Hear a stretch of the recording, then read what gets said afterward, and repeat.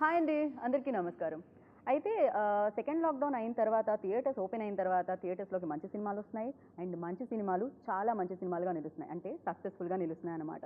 So, ఇప్పుడు విజయదశమిని పురస్కరించుకొని ఒక చిత్రం మనందరినీ పలకరించడానికి మన ముందుకొచ్చేస్తుంది. ఇప్పటికే దీనికి సంబంధించిన టీజర్ చూసి, ట్రైలర్ చూసి, పాటలు విని సినిమా ఎప్పుడెప్పుడు వస్తుందా అనుకుంటున్నారు. డేట్ కూడా అనౌన్స్ చేసేసారు. 15th అక్టోబర్ వస్తుంది.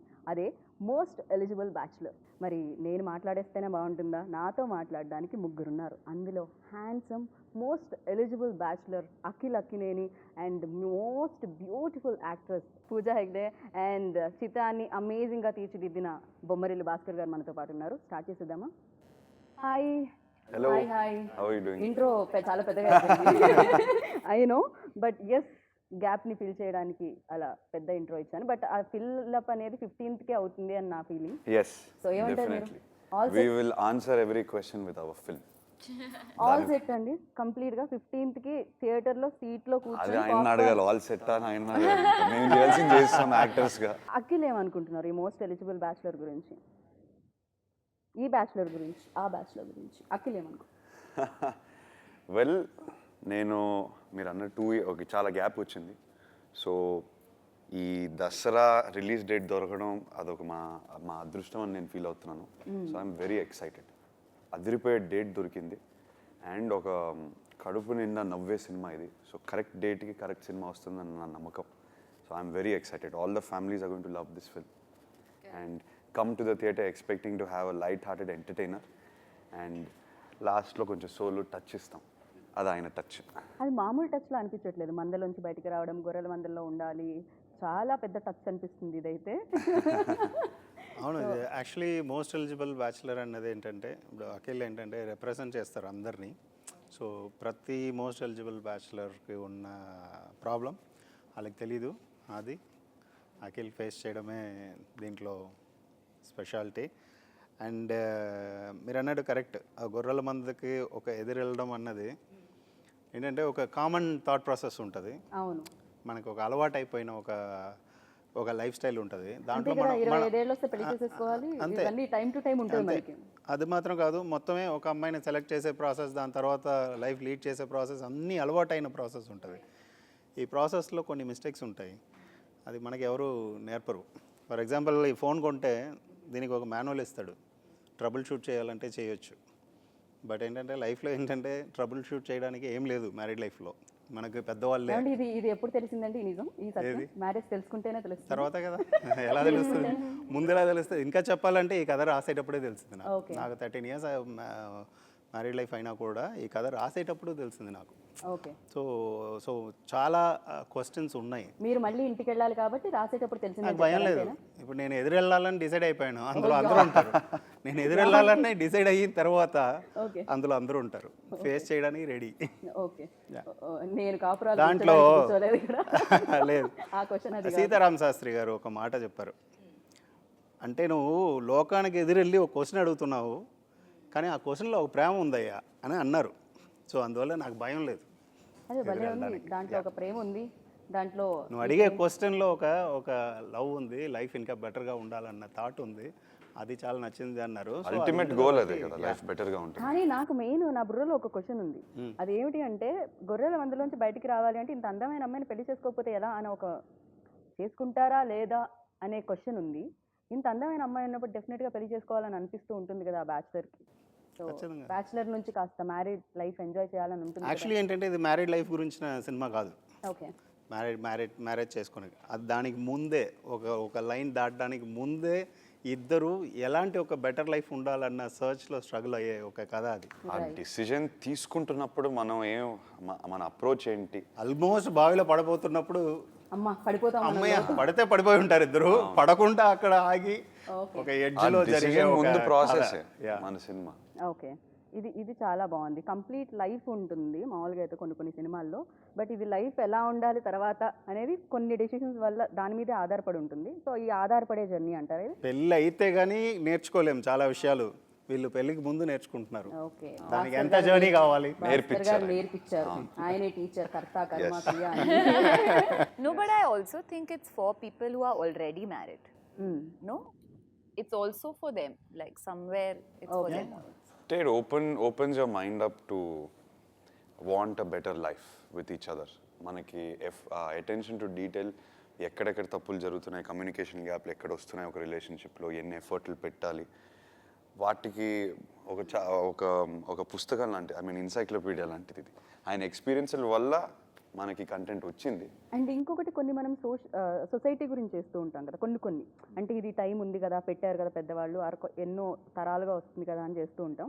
దాన్ని ఇప్పుడు కొంచెం చాలా విధాలుగా డిఫరెంట్గా థింక్ చేయడం స్టార్ట్ చేశారు అండ్ యాక్సెప్ట్ చేయడం కూడా స్టార్ట్ చేశారు. కరెక్ట్. అండ్ పూజ, మీ క్యారెక్టర్ ఇందులో చాలా స్ట్రైట్ అండ్ చాలా ప్రాక్టికల్ అండ్ ఏం కావాలో తెలుసు, కన్ఫ్యూజన్ లేదు, నో కన్ఫ్యూజన్స్. ఇక్కడ అబ్బాయి క్యారెక్టర్లో కన్ఫ్యూజన్స్ ఉంటుంది. Yes. సో ఇది మనం She is my చూడాలి, clarity. అమ్మాయిల్లో రియల్ లైఫ్లో అనుకుంటూ ఉంటారు అమ్మాయిలు చాలా కన్ఫ్యూజ్డ్ ఉంటారు అని చెప్పి. బట్ యా, మీరు రియల్ లైఫ్లో కూడా చాలా స్ట్రైట్ అండ్ యూనో ఆ కన్ఫ్యూజన్ లేదని అనిపిస్తుంది. The way like you choosing. I think like Vibha, you think she knows everything, but Tanaki mottam, like she doesn't know everything. Like there are a lot of things which she thinks she knows but realizes is the wrong way to go about. So I think it's not a very straightforward, anta straight ledu that it's, you know, black or white. You know, chala gray shade are there in her. So I'm exactly the same as most people are. I think what's amazing about the writing is that everybody has great characters and everybody has depth, layers, and that's what's interesting. Right. And ఇందులో మీరు confusion కనిపిస్తూ ఉంటుంది, చాలా పెళ్లి చూపులు attend అవుతూ ఉంటారు and ఆ కన్ఫ్యూజన్ పెళ్లి పట్ల కనిపిస్తూ ఉంటుంది. అండ్ రియల్ లైఫ్లో కూడా ఏదైనా విషయంలో కన్ఫ్యూజన్ ఉంటారా? సి, ఐ జెన్యున్లీ ఫీల్ ప్రతి అబ్బాయిలో ఒక హర్ష ఉంటాడు. ఆ జర్నీ ఆఫ్ బాయ్ టు మ్యాన్లో కొంతవరకు సోల్ సర్చింగ్ ఉంటుంది, కొంతవరకు మెచ్యూరింగ్ ఉంటుంది. ఆ ప్రాసెస్లో ప్రతి ఒడికి ఒక హర్ష ఉంటుంది, ఒక హర్ష ఉంటాడు లోపల. ఆ కన్ఫ్యూజన్ స్టేజ్ ఉంటుంది. ఆ స్టేజ్ని దాటి మనం మెచ్యూర్ అయ్యే టైంకి ఈ సెకండ్ హాఫ్లో కనిపించే హర్ష అవుతాడు. అంటే నెగ్లెక్ట్ చేయలేదు ఆ క్యారెక్టర్ ప్రాబ్లమ్ని. అది ప్రాబ్లమ్ తెలిసేటప్పుడు అది ఫేస్ చేసి దానికి ఒక సొల్యూషన్ ఫైండ్ అవుట్ చేయాలన్న ఒక ఫైట్ ఆ హర్షలో ఉంటుంది. కరెక్ట్. అలా ప్రతి హర్షలో కూడా అది జరగాలన్నది ఆయన అందంగా చెప్పారు, నేను చెప్పలేకపోయాను. సో కన్ఫ్యూజన్ అని ఎందుకు అడిగానంటే డెఫినెట్గా చాలా స్క్రిప్ట్స్ వింటూ ఉంటారు అండ్ ఆడియన్స్కి డెఫినెట్గా హిట్ సినిమాని ఇవ్వాలని ఉంటుంది. అండ్ స్క్రిప్ట్స్ విషయంలో కూడా ఏమైనా కన్ఫ్యూజన్స్ ఏమైనా ఉంటాయా? కన్ఫ్యూజ్ అయిన స్క్రిప్ట్ని వదిలేయడం జరుగుతుందా, లేకపోతే దానికి ఒక క్లారిటీ తెచ్చుకొని దానికి కూడా ఏమైనా స్క్రిప్ట్ విషయంలో కన్ఫ్యూజన్ నేను అనను, కానీ దట్ ఈస్ కంప్లీట్లీ డిపెండెంట్ మన క్రియేటివ్ ప్రాసెస్ ఏంటి, మన క్రియేటివ్ డిసిషన్లు ఏంటి, నాకు ఎలాంటి సినిమా చేయాలని ఉంది, నాకు ఎలాంటి సినిమాలు చేయాలని ఉన్నాయి, ఇప్పుడు ఈ మూమెంట్కి నా ఏజ్కి నాకు me as a person what is right for me అనేది that's a very personal decision. దానికి ఒక క్యాల్కులేటెడ్ టెంప్లెట్ కాకుండా మనం క్రియేటివ్ పాత్రలో వెళ్తాం కాబట్టి at that moment what story interest us we pick. Maybe కన్ఫ్యూజన్లో you could be confuse whether I want to do a love story or an action, but you have to go with your instinct, especially when it is a creative process. If you connect to something like this film, maybe నాకు action సినిమాలు చేయడం ఇష్టమేమో, కానీ ఈ cinema కథ విన్నప్పుడు నాకు ఇంకా had to do it. I could not let go. I connected so much with the subject. So I wouldn't consider that confusion. I would consider that as a connection that I made. యాక్టింగ్లో like అంటే role play చేస్తున్నప్పుడు మామూలు పాత్రలు చేస్తూ ఉంటే ఏంటంటే dialogues ఉంటూ ఉంటాయి ఆ పాత్రని లీడ్ చేస్తూ వెళ్ళడానికి ముందుకి. బట్ స్టాండప్ కమెడియన్ రోల్ అనగానే డెఫినెట్గా బోల్డ్ అంత టాపిక్ మీద మాట్లాడాల్సి వస్తుంది. అంటే పక్క వాళ్ళు డైలాగ్ ఇస్తే మన రియాక్షన్ కాకుండా, మన రిప్లై కాకుండా ఇక్కడ మీరే ఒక టాపిక్ చెప్పేయాల్సి వస్తుంది. అండ్ డెఫినెట్గా మీకు తెలుగు బాగా వచ్చు, అది తెలిసొస్తూ ఇవాళ రేపు తెలుగు అమ్మాయి అని ఫిక్స్ అయిపోయారు జనాలు కూడా పూజాని. సో అయితే అంత టాపిక్ మీద మాట్లాడడం అంటే ఎంత టేక్స్ ఉన్నా, ఎంత కట్స్ ఉన్నా కూడా డెఫినెట్గా మీరైతే కంటెంట్ ఎక్కువ ఉంటుందిగా చెప్పాల్సింది. ఎలా మేనేజ్ చేశారు పూజ? Bhaskar sir was there, but you know, like I said, idi film లో స్టాండప్ ఒక tool to tell the story. చాలా time if you go for a standup show ఏమవుతుంది, ఒక 1 hour ఉంది, 1 hourలో కొంచెం బిల్డ్ చేసిన తర్వాత they set the stage and then ఒక joke, they'll be a joke and then people will laugh. ఇప్పుడు అది బిల్డప్ టైం లేదు, because we have 5 minutes to show a standup scene. అందులో ఒక ఫిల్మ్ మ్యాటర్ ఉంది which we need to convey to people. So I think the writing had to be very sharp the dialogues had to be very fast and the punchlines had to come faster. So the challenge, that was more the challenge than actually anything. ఈ క్వశ్చన్కి నేను కూడా answer చెప్తాను. ఏంటంటే dialogues రాయడం అన్నది ఒకలాగా మనం రెగ్యులర్ ఫార్మేట్ మనం రాయడమే, బట్ తను స్టాండప్ సెట్ ఏదైతే ఉందో ఆ సీన్ అది మాత్రం వేరేలా రాశాను. ఫస్ట్ స్టాండప్కి సెట్స్ ఎలా రాస్తారన్నది అది డిఫరెంట్ స్టైల్. దెన్ అది మొత్తం అనలైజ్ చేసి ఓకే. ఐస్ బ్రేకర్ అంటే ఏంటి, ఒక పంచ్ అంటే ఏంటి, ఒక జోక్ని ఎక్కడ మళ్ళీ అది కనెక్ట్ చేయాలి, పే ఆఫ్స్ ఎక్కడ తీసుకురావాలన్న ఒక సెట్ ఎలా రాయాలన్నది ఉంటుంది. అది రాసి ఆ స్టైల్లో రాసిన సీన్ అది. ఓకే. సో తను ఏంటంటే ఆ జోక్ టైమింగ్ అన్నది ఇంపార్టెంట్. తను చాలా ఎఫర్ట్ తీసుకుని అది చాలా బాగా చేస్తుంది ఆ సీన్ అయితే. ఎస్, ప్రతి ఫ్రేమ్లో నాకు ఆ రిచ్నెస్ కనిపిస్తుంది, ఎక్కడ కాంప్రమైజ్ అవ్వలేదు ఇద్దరు వాసు గారు. వాళ్ళు కూడా నాకు తెలిసి డెఫినెట్గా ఒక మంచి స్క్రిప్ట్ని చేయాలని వాళ్ళకి ఎప్పుడూ ఉంటుంది, అండ్ ఆ పట్టు ఉంటుంది. మీరు స్టేజ్ మీద కూడా చెప్పడం జరిగింది, అండ్ ప్రీవియస్ ఫిలిమ్స్ కూడా ప్రూవ్ చేస్తాయి దాన్ని. సో ఎలా అనిపించింది? డెఫినెట్లీ బిగినింగ్ నుంచి ఒక మంచి సినిమా తీద్దాము, ఒక కామెడీ సినిమా కాదు, ఒక లవ్ స్టోరీ కాదు, ఒక ఆల్రౌండెడ్ మంచి ఎక్స్పీరియన్స్ ఇద్దాం. థియేటర్లో వచ్చి నవ్వుతారు, ఒక మంచి లవ్ స్టోరీ చూస్తారు, కానీ దానికి మించి ఒక పాయింట్ని కూడా చెప్తాం. అదే ఈ కథకి బిగ్గెస్ట్ స్ట్రెంగ్త్. దానికి మించి ఒకటి ఉంది. మన beautiful visuals, beautiful romance, nice comedy scenes, entertaining scenes ఇవన్నీ కాకుండా ఒకటి ఇస్తున్నాం. Okay. That is the USP of this film, that is the strength of this film I feel. Okay. And all that credit has to go to him. ఆయన ఒక underline depth ఇస్తారు, at the same time ఆ depth కూడా light హార్టెడ్గా చెప్తారు. ఎక్కడ డ్రామాటిక్గా కాకుండా, serious అవ్వకుండా ఆ హ్యూమరస్గా లైట్ హార్టెడ్గా చెప్తారు, కాబట్టి మనం ఈజీగా అందుకుంటాం. ఇద్దరు వాసు గారులలో ఏమన్నా హర్ష ఉన్నారా? పెళ్ళి అయిన వాళ్ళైనా సరే ఎవరిలోనా ఆ క్యారెక్టరైజేషన్ ఉంటుంటుంది. ఓకే.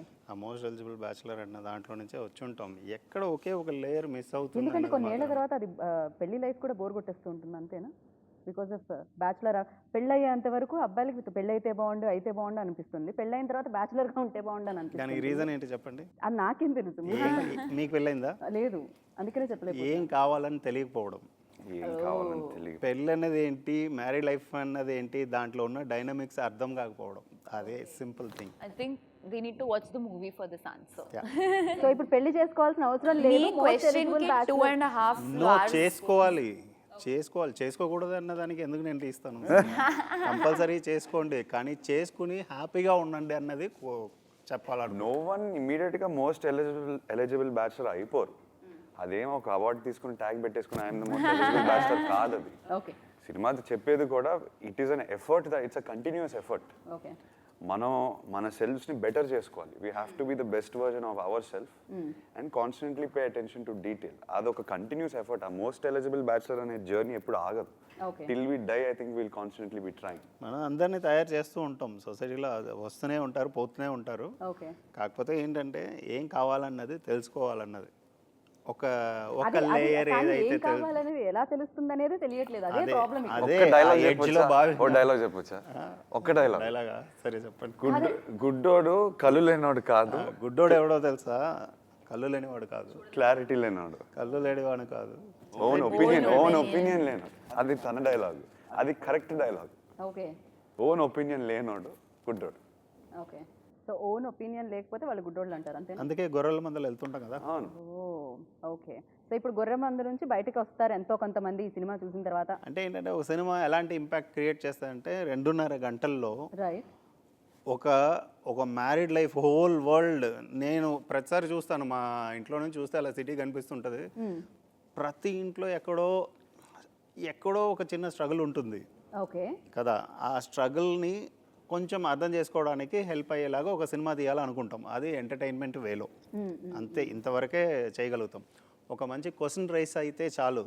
నేను మొత్తం అందరి లైఫ్ని తీర్చిదిద్దడానికి ఈ సినిమా తీయలేదు, క్వశ్చన్ రైస్ చేయడానికి డెఫినెట్గా ఎంతో కొంతమందికి ఆలోచన అయితే, అంటే దాన్ని ఎంతవరకు ఆచరిస్తారో పక్కకు పెడితే ఆలోచన అయితే ఒకటి రావడం అనేది నిజమైన క్వశ్చన్ ఉంటే తీసుకుంటారు. ఇది మూవీ ఒక లెక్చర్ కాదు, it's a fun film. I feel కామెడీలోనే ఒక మీకు you'll connect with it. You'll connect with the emotion.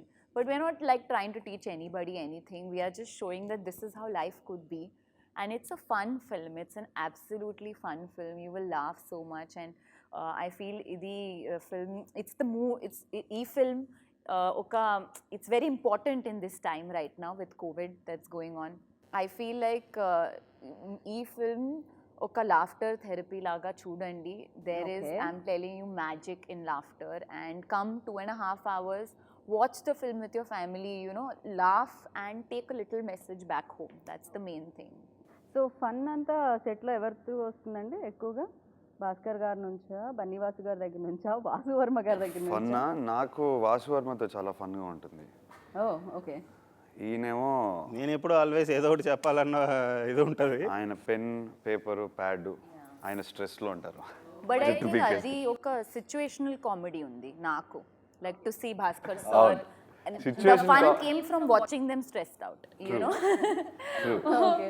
So వాళ్ళ ఒక ఇది వాళ్ళకి ఏంటంటే ఏంట్రా వీళ్ళు ఇంత కష్టపడి వీళ్ళు సీన్ చేసేటప్పుడు ఏం sound కామెడీగా ఉంది, వస్తాయి బాగుందని set. ఎంజాయ్ చేస్తారు. ఏదో రాదు. కానీ అక్కడ చూస్తే నేనేమో ఫుల్ స్ట్రెస్లో ఉంటాను. ఇంత కష్టపడి కామెడీ చేస్తున్నాడు ఏంటి.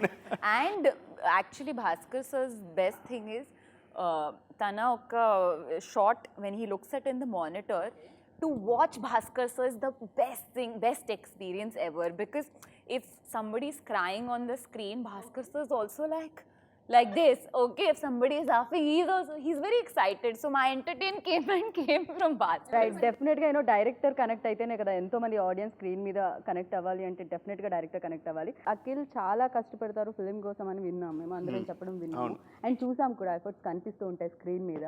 అండ్ మీరేం అబ్జర్వ్ చేశారు దాంట్లో, మాకు తెలియనివి ఏమైనా? సో షూట్ వరకు ఏంటంటే చాలా ఒక న్యాచురల్ యాక్టర్ అఖిల్ లోపల ఉన్నాడు. ఓకే. అది ఎలా అంటే సరదాగా ఎక్కడ వరకు అంటే అలా మూడ్ క్రియేట్ చేసి అలా వదిలేస్తే చాలు. అదే నేను చేశాను. దాన్ని యాక్ట్ చేయించడానికి నేనేం కష్టపడలేదు. ప్రతిసారి ఏంటంటే మొన్న కూడా చెప్పారు చెవులు వెళ్ళి ఏం చెప్తారు, చెవులు వెళ్ళి ఒకటే చెప్తాను. ఆ సటిల్గా వచ్చే ఒక పర్ఫార్మెన్స్ అది చాలా బాగుంటుంది. అదే సేమ్ ఇది పూజాతో కూడా. సో తనకి ఏం చేయాలి ఎలా చేయాలన్నది చెప్పేస్తాను. స్టాండప్ సెట్ మాత్రం చాలా కష్టపడి చేసాం. Absolutely. చాలా కష్టపడ్డాం. తప్ప okay. Okay. It's not easy ఆ ఎనర్జీ మెయింటైన్ చేయడం, నవ్వించడం, అట్ ద సేమ్ టైం ఒక స్టాండప్ చేస్తున్నట్టు కాన్ఫిడెంట్గా ఉండటం. It's not easy. So she really work hard at that. So ప్రతి యాక్టర్లో ఒక స్ట్రాంగ్ ఇది అండ్ వీక్నెస్ కూడా ఉంటుంది కదా.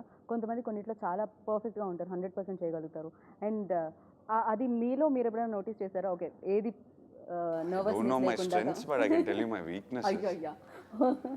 I don't go overly into my strengths.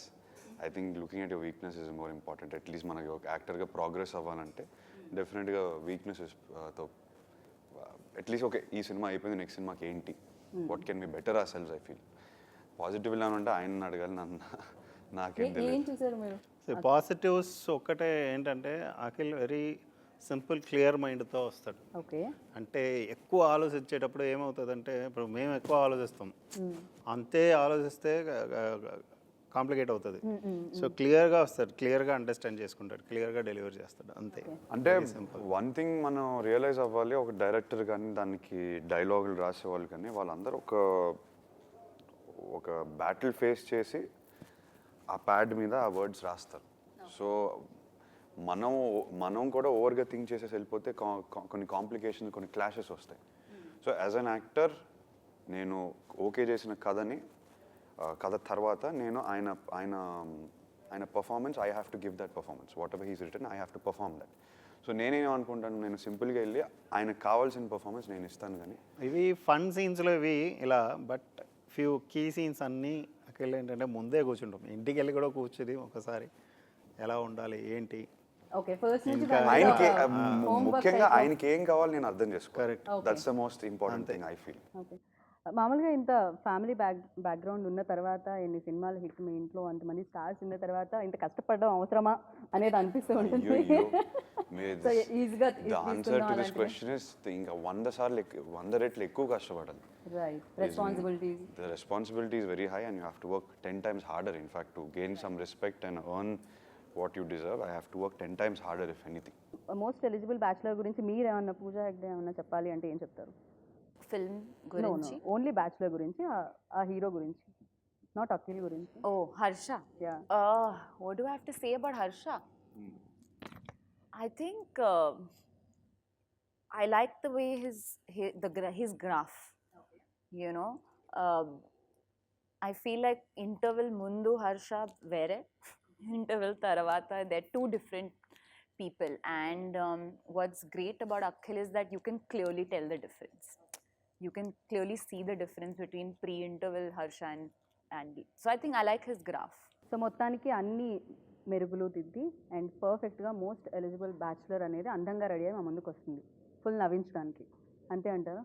So absolutely. Thank you so much. Thank you so much. Good luck. Thank you so much. Thank you. ఈ video మీకు నచ్చినట్లయితే like చేయండి, షేర్ చేయండి and subscribe చేయండి. చివరిలో గంట నొక్కడం మర్చిపోకండి.